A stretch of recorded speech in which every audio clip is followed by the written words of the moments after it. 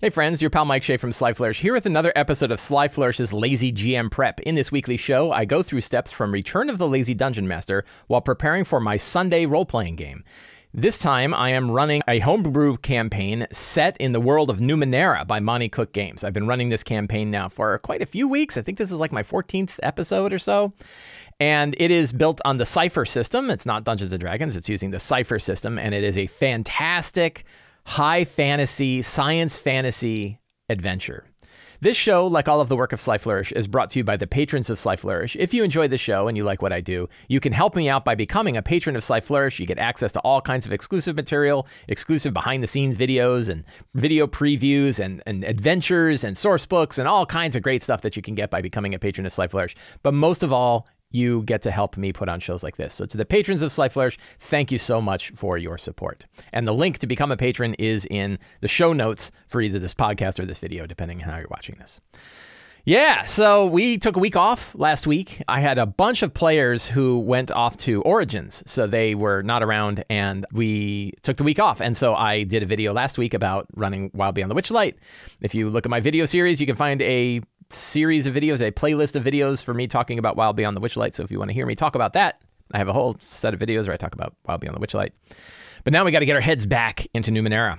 So the latest situation in my Numenera game is that the characters are trying to rescue a bunch of nanos who have been hooked up to a giant machine of sorts that is being fueled by this guy, this very powerful villain known as the Fourth Emperor. Fourth Emperor is this very ancient entity trying to come back to the planet, trying to come back to Earth. They are, I don't know what pronoun to use for a giant sentient god that looks like a giant tadpole, but it's this thing in another plane of existence. And it has a bunch of heralds, these giant, super intelligent artificial intelligences called heralds that are helping set the world up for its arrival, for the arrival of the Fourth Emperor. And one of the things it's doing is it took a bunch of nanos from a town called Scarlet Watch. Nanos are sort of like wizards. You can think of nanos like wizards. They are people who can manipulate the nanites that exist everywhere in the world of Numenera and do magical things. And they have been hooking them up to a bunch of pillars in this place known as Amberfall. So the servants of the Fourth Emperor, mostly known as Orgolian soldiers, these sort of like biomechanical soldiers, went to Scarlet Watch, grabbed up all the nanos. Scarlet Watch had a higher ratio of nanos to normal people than most towns. So they went there, got a bunch of nanos, brought them to this place called Amberfall, where during a previous age, a bunch of sort of like mercenary data sphere ramblers had set up a bunch of things, including how to get multiple people hooked up into a single personality that goes into the data sphere. So they put people into there, and it has sort of joined their personalities together in order to do really complex operations on behalf of the Fourth Emperor. So they're kind of connected to these things. So the characters have gone to Amberfall. They've been working through this large complex of Amberfall to try to go get these nanos. They want to recruit, they want to rescue the nanos, but they also want to recruit the nanos to work for them to help fight the Fourth Emperor, because one of the things they want to do is crack a herald, right? The heralds are these, as I said, giant artificial intelligence spheres. They exist both in the physical world and in the data sphere. You can think of the data sphere like cyberspace, right? They exist both in the data sphere and in the physical world. The characters want to crack a herald because if they can crack a herald, they can get access to other parts of the Fourth Emperor, including these satellites known as the Eyes of the Fourth Emperor, that are these 6 geosynchronous satellites over the planet that have these tungsten rod firing guns that can basically blow up any place on the planet like they're hitting it with a nuclear bomb without the radiation. So the characters have made their way through. They met last week. Let's pull up our notes from last week. So last week they met in Winter's Blade. An ancient hollow projector brought up an NPC named Cucuccio. Cucuccio was one of the members of the Winter's Blade, the group that had built Amberfall and was using it to sort of do crazy mercenary fun sort of biker gangy sort of stuff in the data sphere many centuries ago, many millennia ago. And Cucuccio, who is based on the character Cucuccio from Seven Samurai, and he rides on a big mechanical horse. You know, that I thought it'd be fun if he has like I think I ended up that he drives a big motorcycle. So I take that back. He has a great big hog with like big monkey bars on it that he rides through the data sphere. And he talked to them. He didn't know who he was or what he knew he was, but he's like, I don't know where I got come back. And it turns out he is another personality that was sort of put into this construct. And, you know, all the rest of his people are long dead, but his personality still is around. His physical body is kind of gone. He doesn't think he can really bring it back because there's too much data loss over time. But he can still talk to them and he can still deal with stuff. And he was a really good vehicle to tell them all about Amberfall and what it was for and all the kinds of stuff and all these secrets and clues that they picked up. And they found this place known as the Vault. I don't know if I gave it a fancier name than the Vault. The Black Vault, I think it was called. I think it was called the Black Vault. Yeah, there's my map. This is what the Black Vault. This is what the place looks like. And on the right hand side, in the lower right hand side, you see that sort of octagonal or the hexagonal room. Is that hexagonal or octagonal? That's like octagonal. That octagonal room it was a sealed vault that was completely cut off from the data sphere and the physical world. It was air compressed. Had its own air, had its own sort of Faraday cage to make sure that radio transmissions couldn't get in and out. But there was cracks in it, and there was a voice that was saying, "Help me." They're calling out from this place. They found out that the entity in there is known as an Oj, right? From, let's see, Bestiary 3, page 114. An Oj, right? Oj are really, really super powerful beings made of almost made out of energy. They can kind of exist both, and in my world, I'm kind of making them. They're another kind of entity that can exist both physically and in the data sphere, but they're not bound by it as much. So they're very wild, very dangerous things. And the Winter's Blade had captured one of these things and sealed it up in this vault, in this vault. They call it the Black Vault, but it's actually white. It's called black because you can't see it, right? It's like an invisible vault, but inside it's all white and pretty, and that's actually held together very well over the centuries, right? Because they built it that way. So they found two things in the vault. They found a bunch of stuff, bunch of gear, bunch of magic items, bunch of permanent items that they could use to kind of stock up, which was really fun. And they also found two other things. They found this Oj who was saying, I can help you stop the Fourth Emperor. More than anybody else on this planet, I can help you stop the Fourth Emperor. And they found this thing called the Con Mark 7. And the Con Mark 7 looks like a dagger. It looks like a red and black dagger. It can exist. It too can exist both in the data sphere and in the physical world, and it kind of does. Although it doesn't connect to the data sphere now because there is no data sphere inside this vault, and the characters are ended the game. It's still inside the vault. The dagger is essentially a super, super powerful virus, and it is a virus in both sense of the words, both a computer virus and a physical virus, connected to an entity known as the Hex. The Hex is an entity or a species, not really clear, that last defeated the Fourth Emperor. It got free. It destroyed the Fourth Emperor. It pushed the Fourth Emperor out to another world. The Fourth Emperor had to escape, and it basically everybody else had to go away. And then it caused essentially not a billion year, but like 100 million year dark age or something like that. Many million year old dark age.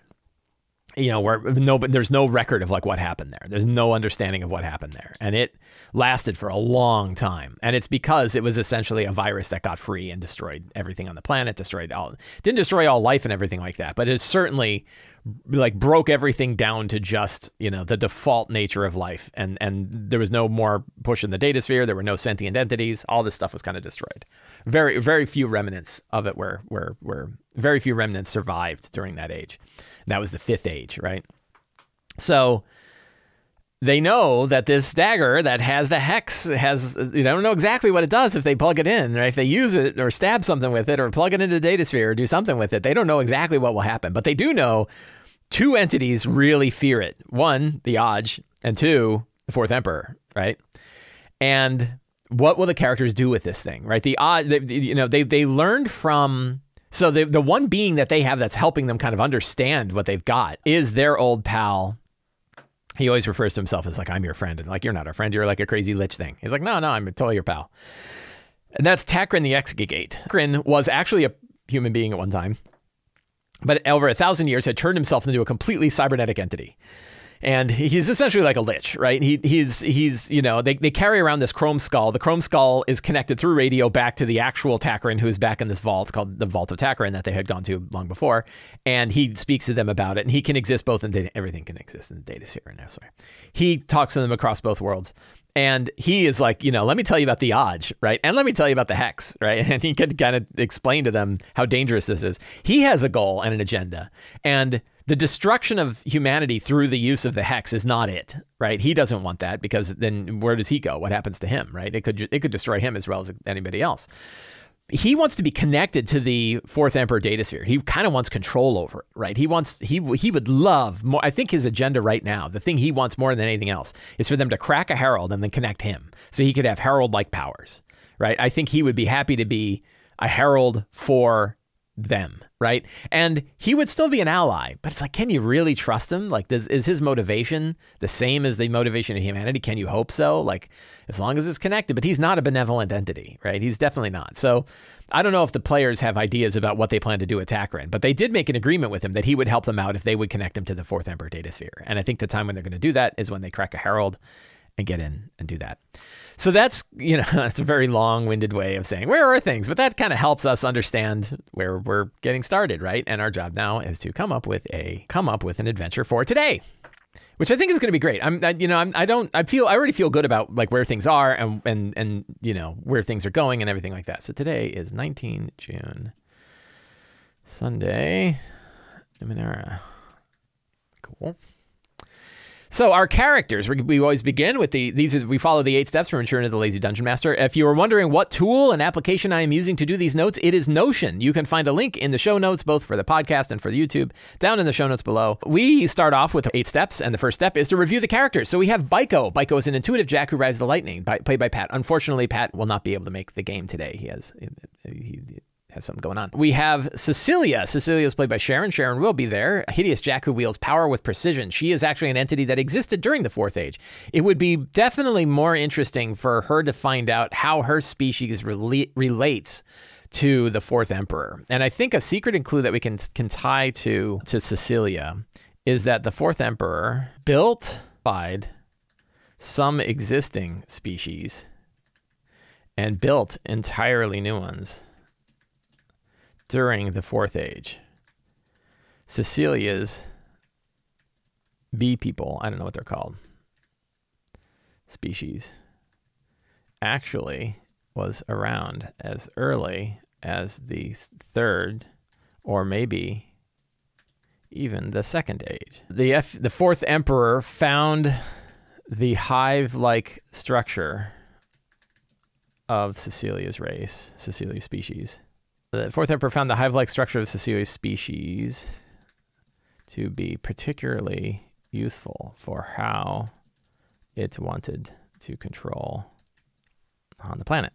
That's Cecilia. We have Jad the Shade, that is played by Joe, and he exists partially out of phase, which is kind of interesting. He might have a better understanding of the Aj, right? The Aj exists as a energy being able to connect to both the physical world and the datasphere.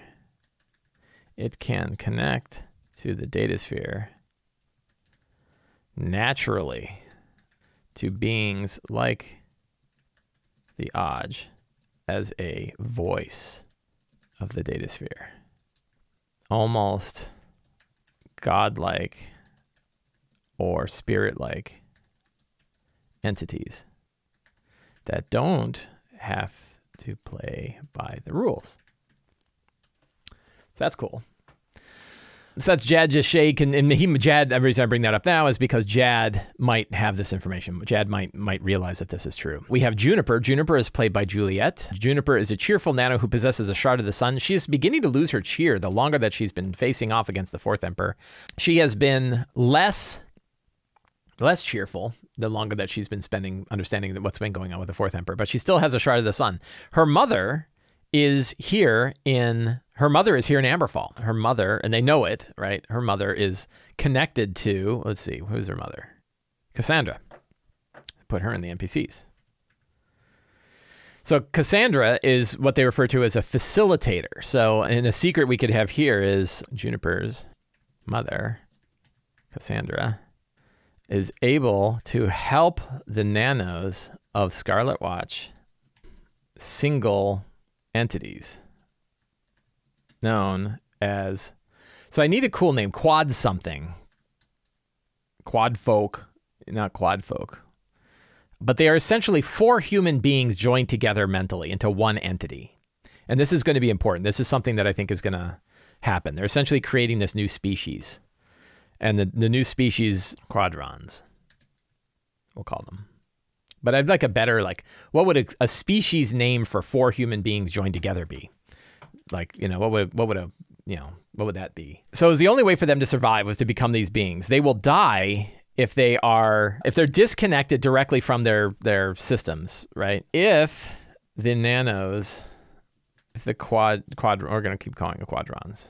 If the quadrons are disconnected from their hubs, they'll certainly die, if not lose all mental faculties. Many didn't survive before and were taken to the acid. So Juniper's mother knows this. Juniper's mother is the one that's been trying to help them survive as long as they were able to. But in doing so, basically wired their brains together so that they now have to become a thing, which means they have to be completely moved into the data sphere. They cannot survive physically anymore. Their bodies are basically, falling apart. Tetrarchs does work. So they cannot survive physically, right? The quadrons cannot survive physically and must be moved to the data sphere to survive at all, right? And that was a terrible choice that Juniper's mother, Cassandra, had to make. Was if we want these people to survive, they have to, they have to be formed into these new entities, but they can survive that way.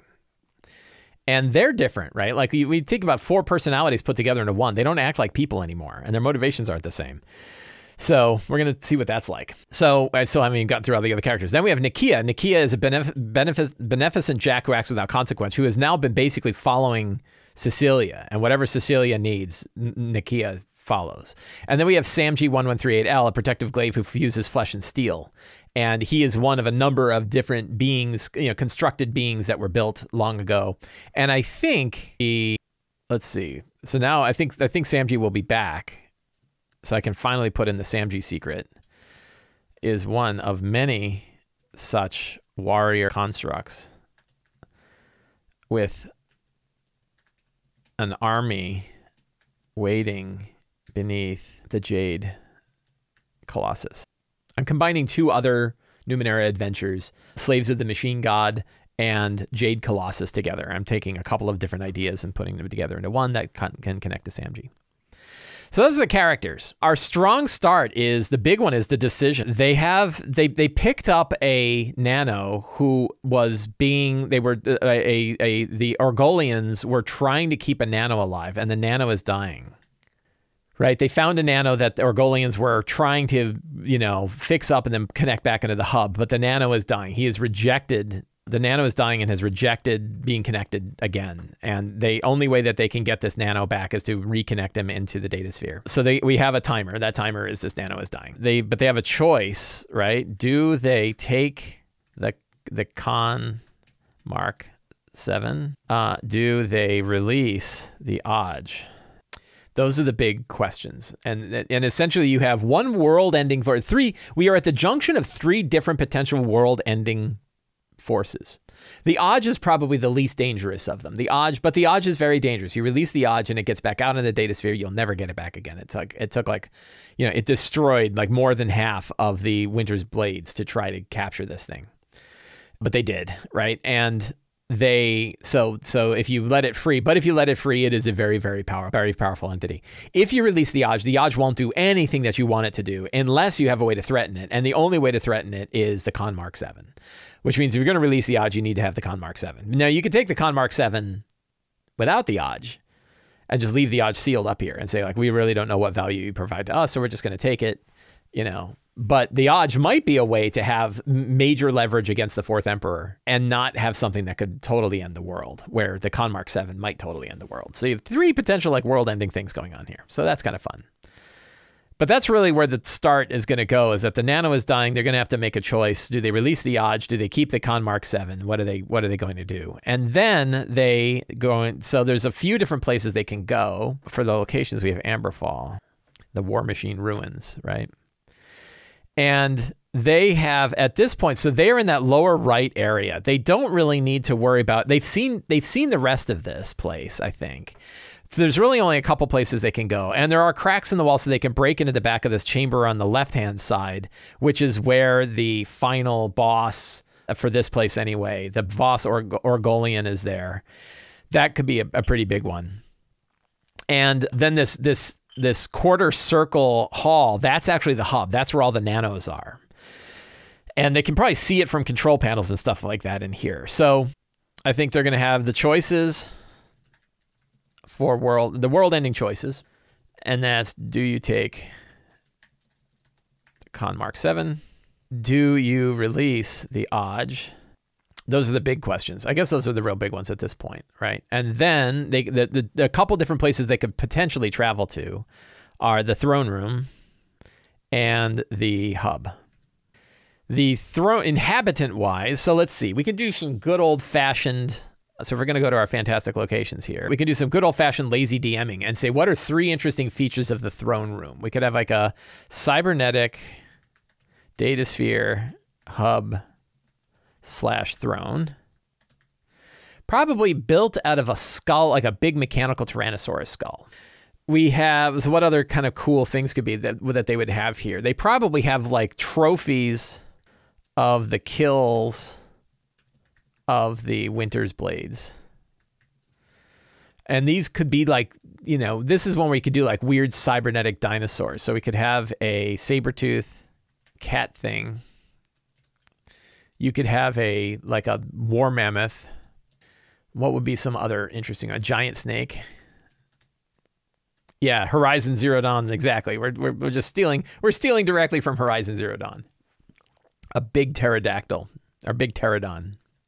But they're all like half mechanical. These are beings that they fought in the data sphere and then data cast out the remains and then put them up at these huge trophies in this room. And they're just sort of left there. And like the Orgolians don't really care, right? So we've got that. Any other kind of fun feature, something that might be usable. Those are definitely. I guess that's good enough, right? Those are plenty. We don't need more details on that. And then who's here? We have some monsters. We have the Bestiary. Let's take a look. 4th Emperor Bestiary.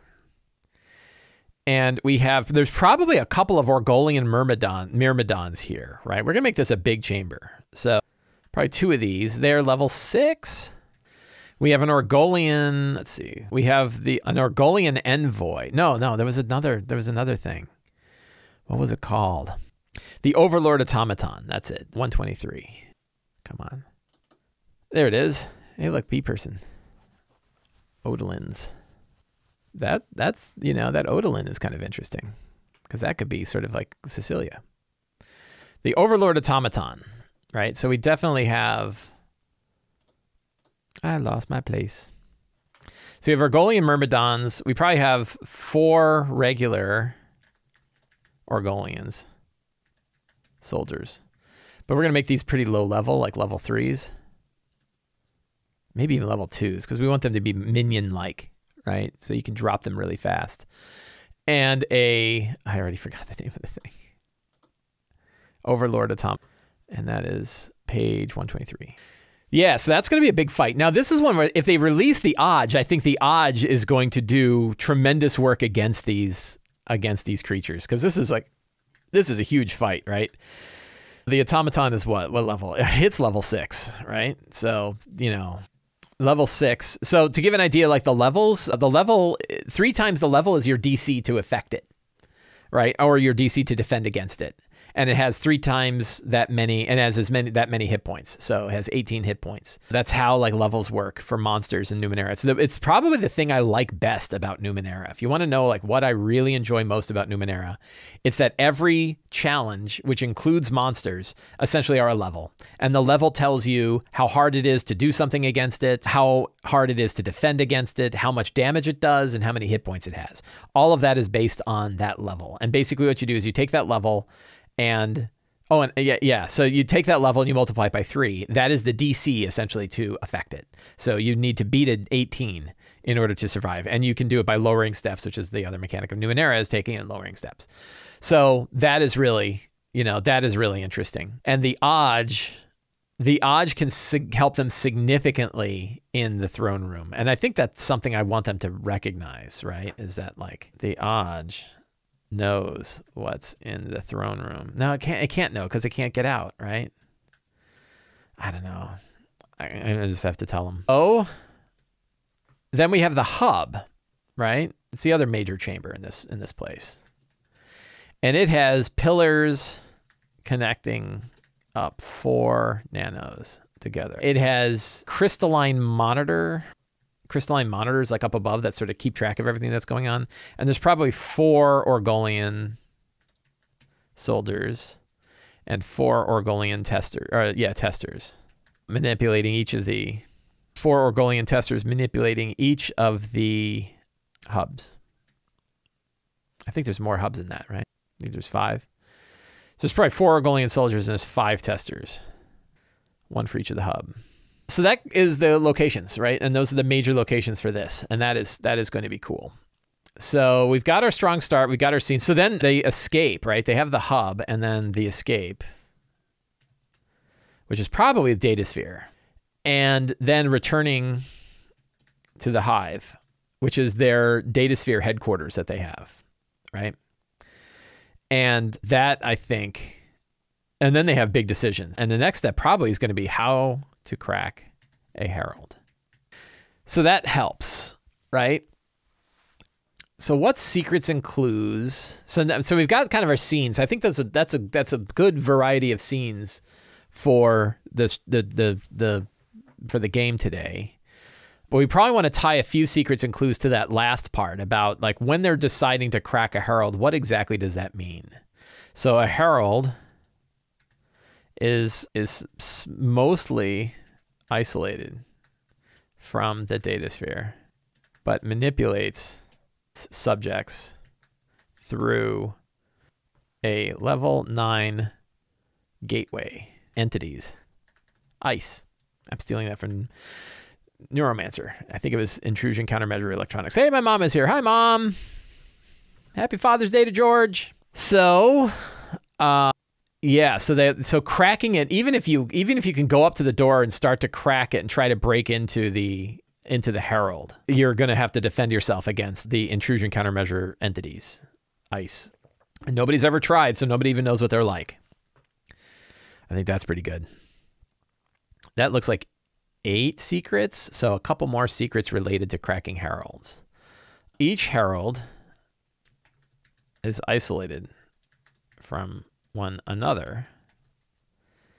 So cracking one doesn't crack all of them. But cracking a herald opens up the door to an eye of the 4th. The satellites hanging above the planet, right? So that's cool. To gain control, the connections, let's see. I kind of like the idea that in order to crack the eye, you actually have to physically go there. So how is it that a herald can command an eye? I guess like it will disconnect. It'll disconnect itself.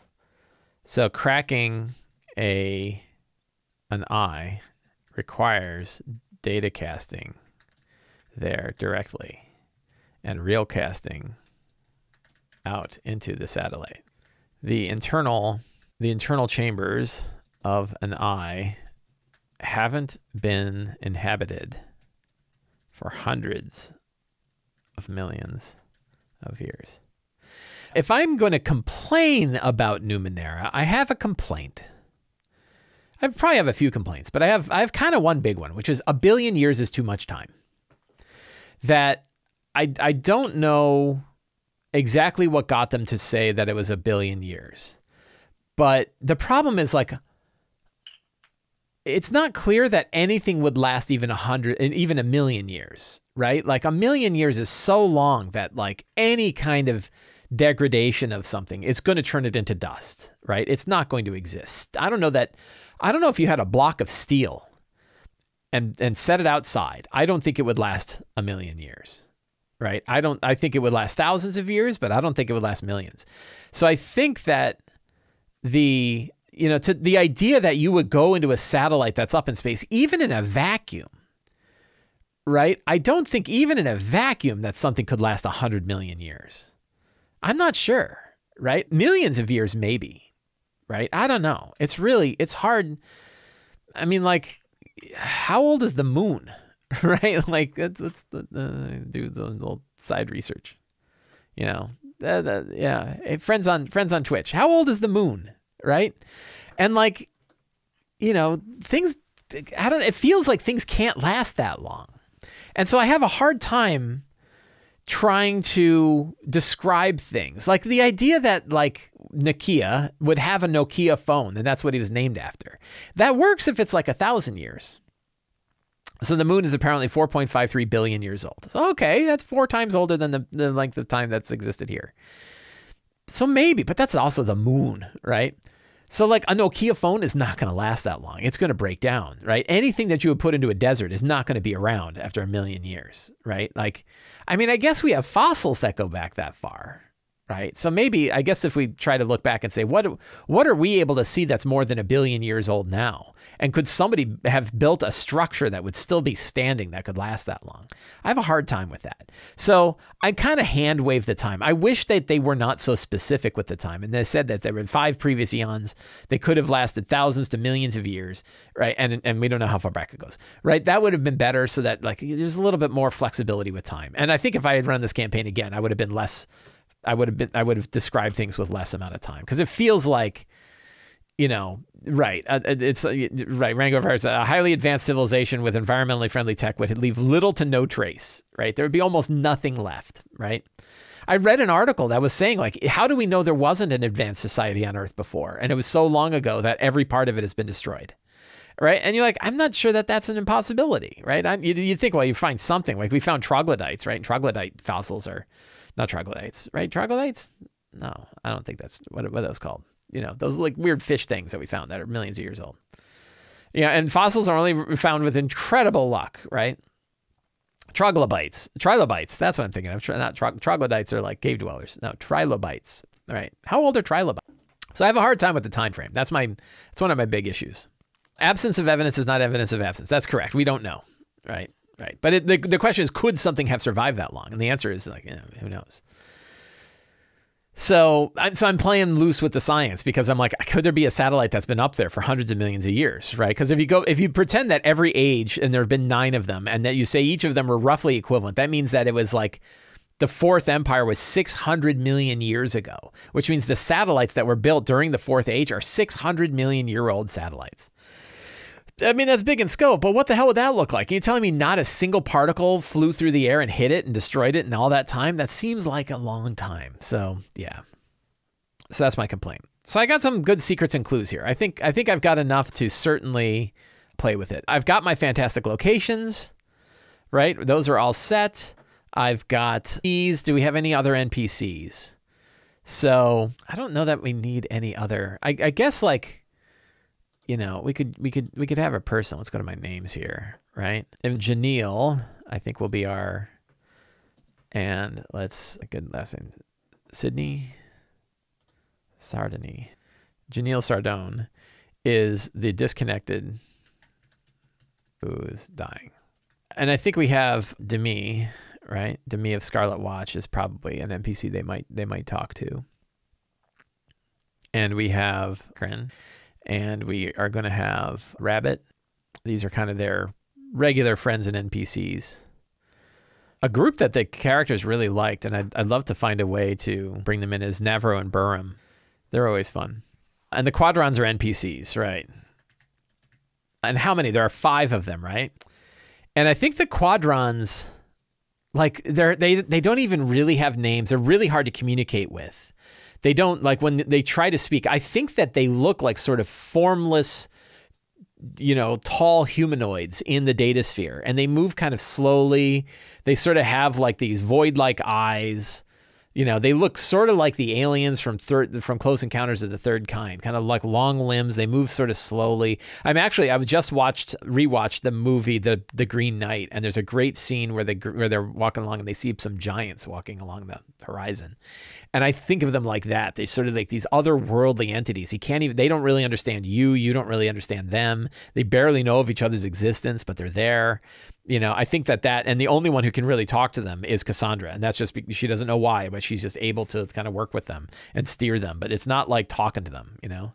So I don't know what I don't know that they even have, they're always, I think that's always they, right? I think they use the pronouns of they all the time. And in their case, they're using it as a plural pronoun because they are multiple entities, right?